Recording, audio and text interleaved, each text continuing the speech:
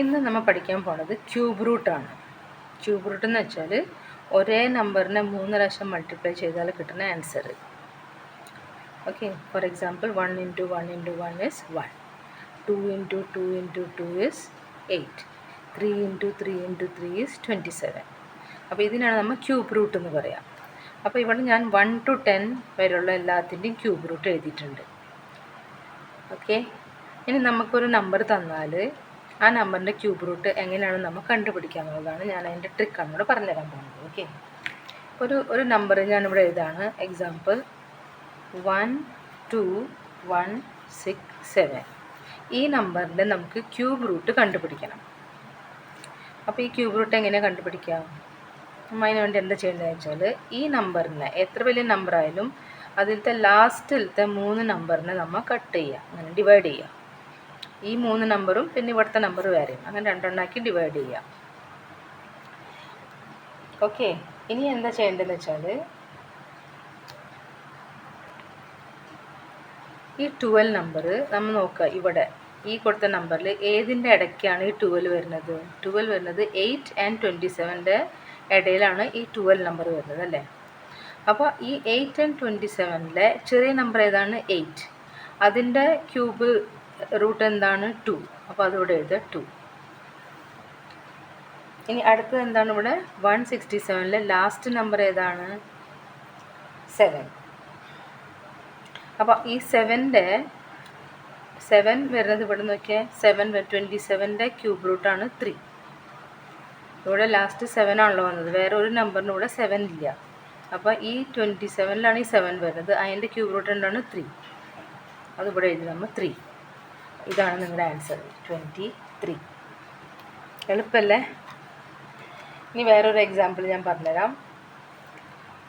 1 1 7 6 4 9 ഈ നമ്പറാണെന്ന് വിചാരിച്ചോ. അപ്പോൾ നമ്മൾ എന്താ ചെയ്യേണ്ടത്? റൈറ്റ് സൈഡിൽ നിന്ന് 3 നമ്പർ നമ്മൾ കട്ട് ചെയ്തു. ഇനി നമ്മൾ നോക്കണം ഈ 1 1 7 ഇതിൽ ഏത് 2 നമ്പറിൻ്റെ ഇടയ്ക്കാണ് വരുന്നുള്ളത്? ഈ 1 1 7 വരുന്നത് എവിടെയാണ്?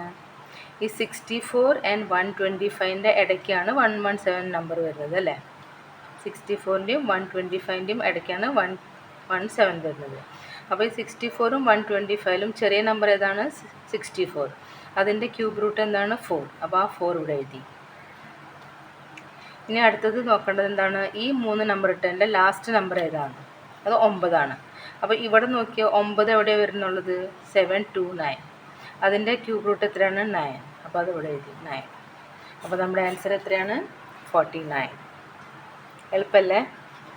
ഒരു എക്സാമ്പിളും കൂടി നമുക്ക് എടുക്കാം. 9 7 0 2 9 9 നമ്പർ. ഓക്കെ, ഇതിൽ നമ്മൾ വീണ്ടും എന്താ ചെയ്യേണ്ടത്? ഈ 3 എണ്ണത്തിന് നമ്മൾ കട്ട് ചെയ്തു. ഇനി നമ്മൾ എന്താ നോക്കേണ്ടത്? ഈ 970 എവിടെയാണ് വരുന്നത്? ഏത് 2 നമ്പറിൻ്റെ ഇടയിലാണ് ഈ 970 വരുന്നത്? 729 and 1000ൻ്റെ ഇടയിലാണ് ഈ 970 വരുന്നത്. അപ്പോൾ ഇത് രണ്ടിലും ഈ 970ലെ 729 ഇത് രണ്ടിലും 729 ആണ് ചെറിയ നമ്പർ. അപ്പോൾ അതിൻ്റെ നമ്പർ എത്രയാണ്? 9. ആ 9 നമ്പർ ഇവിടെ നമ്മൾ എഴുതി. ഇനി ഇതിൽ ലാസ്റ്റ് നമ്പർ ഏതാണ്? 9. ആ 9 നമ്പർ ഏതിൻ്റെ വരുന്നത്? വീണ്ടും 9 തന്നെ. അപ്പോൾ അതിവിടെ എഴുതി. അപ്പോൾ നമ്മുടെ ആൻസർ എത്രയാണ്? 99. അപ്പോൾ എളുപ്പമല്ല ക്യൂബ് റൂട്ട് കണ്ടുപിടിക്കുന്നത്.